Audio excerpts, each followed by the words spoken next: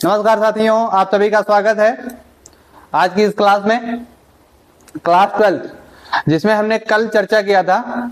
Class 12 में topic के बारे में बात की थी, आवेश। आवेश क्या होता है, आवेश के गुणधर्म क्या होते हैं, इन सब के बारे में हमने डिटेल से चर्चा किया था ना। तो आज की क्लास में हम क्या देखेंगे, क्लास 12 की बात करेंगे। क्लास 12 में हम देखेंगे आज कूलाम का नियम।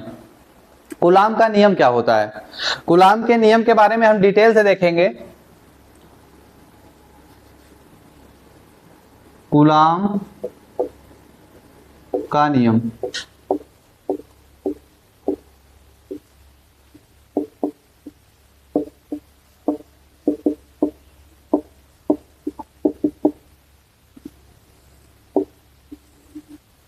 कूलाम का नियम क्या होता है देखिएगा। कूलाम का नियम दो स्थिर बिंदु आवेशों के बीच लगने वाला स्थिर वैद्युत बल उन दोनों आवेशों के गुणनफल के अनुक्रमानुपाती तथा उनके बीच की दूरी के वर्ग के व्युत्क्रमानुपाती होता है। देखिएगा, दो स्थिर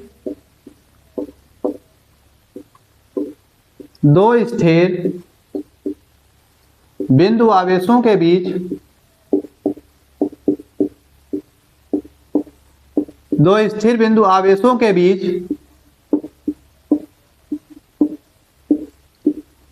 लगने वाला स्थिर वैद्युत बल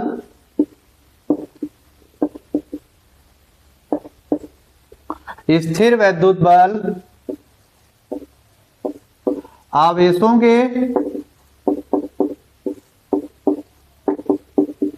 गुणनफल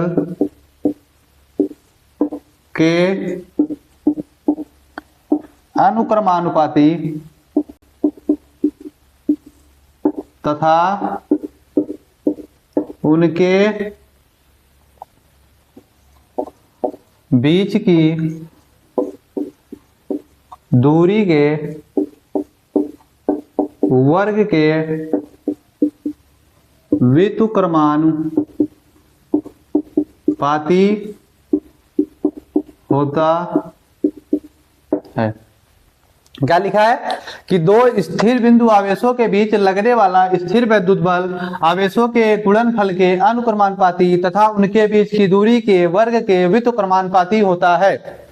स्थिर वैद्युत बल कल हमने बताया था कि दो आवेशों के बीच जो बल लगता है, जैसे प्लस प्लस है तो समान प्रकृति के आवेश हैं, इनके बीच प्रतिकर्षण बल लगेगा। कौन सा बल लगेगा? प्रतिकर्षण बल। इसी तरीके से हमने बताया था कि अगर विपरीत प्रकृति के आवेश हैं तो यहाँ पर आकर्षण बल लगता है। तो स्थिर वैद्युत बल का मतलब आकर्षण बल और प्रतिकर्षण बल, आवेशों के बीच लगने वाला। तो ये जो बल लगते हैं ये आवेशों के गुणनफल के अनुक्रमानुपाती तथा उनके बीच की दूरी के वर्ग के व्युत्क्रमानुपाती होते हैं। अगर हम नियमानुसार लिखेंगे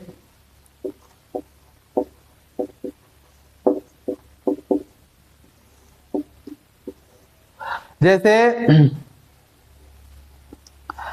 जो स्थिर वैद्युत बल है ये आवेशों के गुणनफल के अनुक्रमानुपाती होते हैं तथा उनके बीच की दूरी के वर्ग के व्युत्क्रमानुपाती होते हैं। जैसे दो आवेश हैं, बिंदु आवेश, अगर ये Q1 और ये क्या है Q2, अगर इनके बीच की जो दूरी है R है तो इनके बीच लगने वाला जो स्थिर वैद्युत बल होगा वो F प्रोपोर्शनल Q1 Q2 और F इनवर्सली प्रोपोर्शनल 1/r²। अगर इसको हम समीकरण 1 मान लें और इसको समीकरण 2 मान लें तो समीकरण 1 और 2 से समीकरण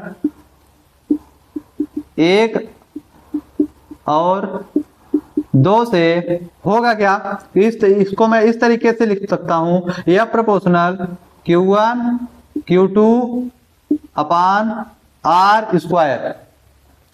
तो इसमें देखिएगा F हटेगा, मतलब F ये प्रोपोर्शनल का साइन हटाएंगे तो इक्वल, इसकी जगह एक कांस्टेंट आएगा, फिर ये Q1 Q2/r²। तो के यहाँ पर क्या है, कूलाम कांस्टेंट, जिसका मान होता है 1/4 pi epsilon not Q1 Q2 upon R square.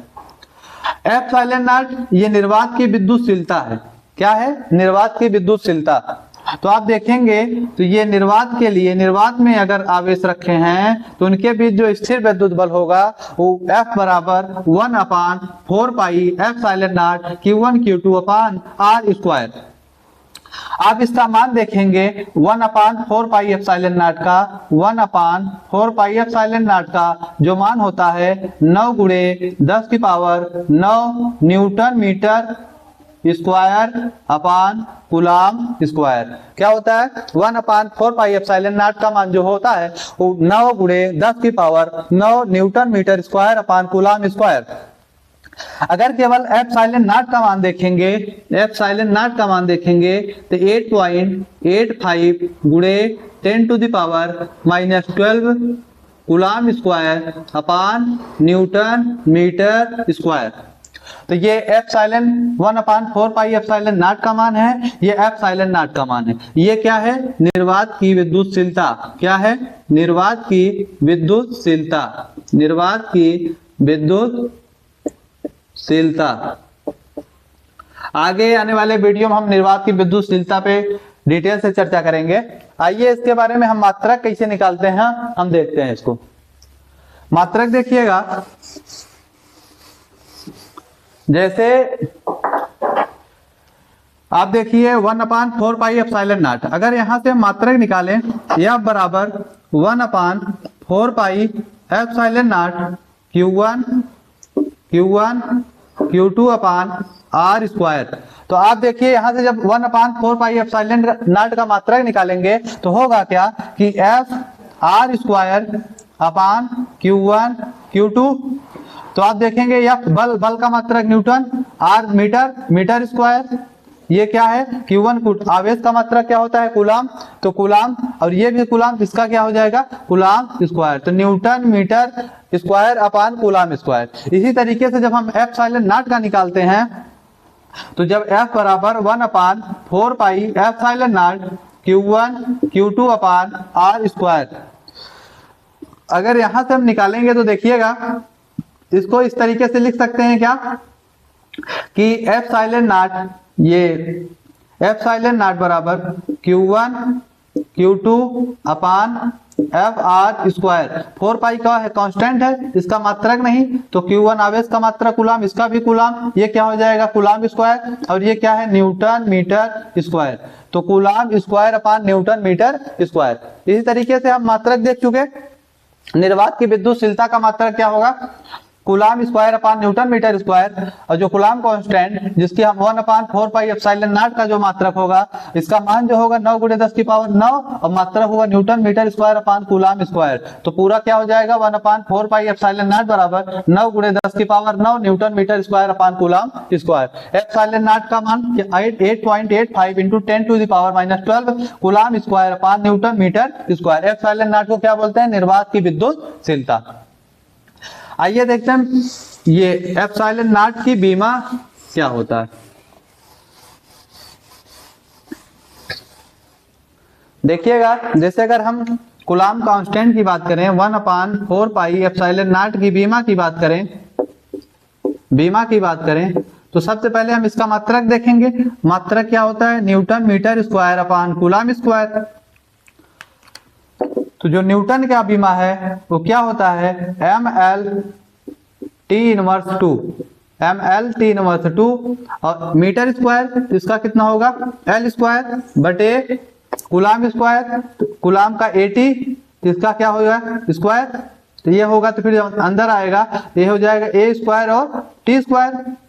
ये चीजें जब ऊपर जाएंगी तो क्या हो जाएगा, mL/T−2 और ये क्या है, L स्क्वायर। तो अगर L स्क्वायर इसमें मल्टीप्लाई हो जाए तो ये कितना हो जाएगा, L3। और ये जब ऊपर जाएगा तो क्या हो जाएगा, A−2 और T−2। इसको आप कंबाइन कीजिएगा तो MLTA। तो M कहीं नहीं, L3 तो L3 T−2 और T−2 कितना हो जाएगा, T−4 और a की पावर -2। तो ये हमारा क्या है भैया, ये हमारा बीमा है किसका, 1/4 पाई एप्सिलॉन नॉट को। इसी तरीके से एप्सिलॉन नॉट का जो बीमा होता है, एप्सिलॉन नॉट की जो बीमा होती है, आपको पता है इसका मात्रक उल्टा होता है। एप्सिलॉन नॉट की जो मात्रक होता है ये होता है coulomb square upon newton metre square. और आपको पता है कि जो 1/4 पाई एप्सिलॉन नॉट का जो मात्रक है newton metre square upon coulomb square, तो ये इसका उल्टा है। तो बीमा भी क्या होगा, इसका उल्टा। तो कैसे लिखेंगे हम, जैसे MLTA। अब देखिए m की पावर कुछ नहीं, यहाँ पर क्या -1, l की पावर 3 -3 और t की पावर -4, t की पावर 4 और a की पावर -2, यहाँ क्या हो जाएगा, a का स्क्वायर।